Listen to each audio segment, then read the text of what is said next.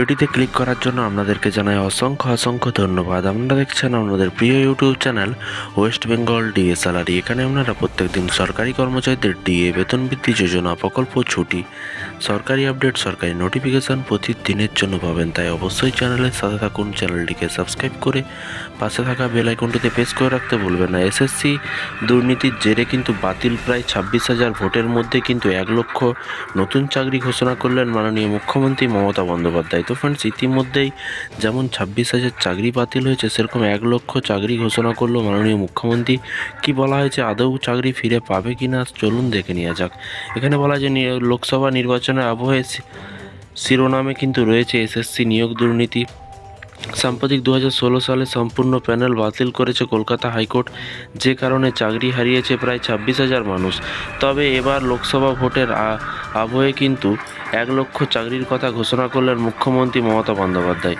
এবং কাদের কপাল খুলল, নির্বাচনের আবহে কিন্তু জেলায় জেলায় দলীয় প্রার্থীদের সমর্থনে সভা করছেন তৃণমূল নেত্রী।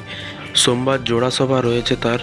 প্রথমে বীরভূমে তৃণমূল প্রার্থী শতাব্দী রায়ের সমর্থনে সভা করবেন মমতা। এরপরে বর্ধমান দুর্গাপুরের কল্পতরু ময়দানে কিন্তু কীর্তি আজাদের হয়ে কিন্তু প্রচার করতে দেখা যাবে তাকে।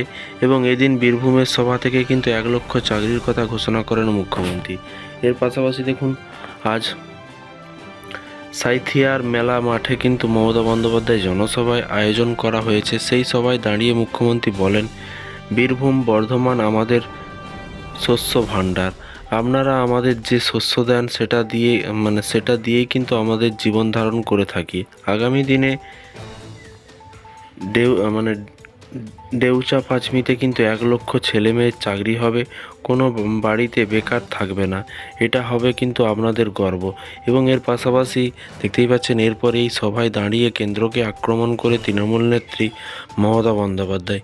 আমরা ফ্রিতে শস্য বিমা দিই, কেন্দ্র দেয় না। মোদী সরকার গোটা দেশটাকে লুট করছে। আমি যদি বলি তাহলে দোষ হবে। অর্থমন্ত্রী স্বামী যখন দাঁড়িয়ে বলেন, দেশ লুট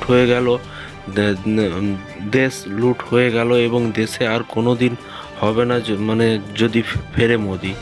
দেশ আর কোনো দিন হবে না যদি ফেরে মোদি সরকার আসে। এবং নোটবন্দির সময় সাধারণ মানুষের টাকা লুট করেছে, সব কিছু লুটেছে।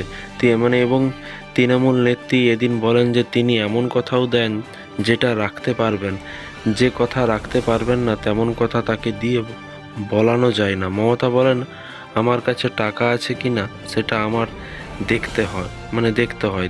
দিল্লিতে সব টাকা বন্ধ করে দিয়েছে। মুখ্যমন্ত্রী বলেন, বিনা পয়সা চালের টাকা থেকে শুরু করে 100 দিনের কাজের টাকাও কিন্তু সব কিছু বন্ধ করে রেখেছে কেন্দ্রীয় সরকার।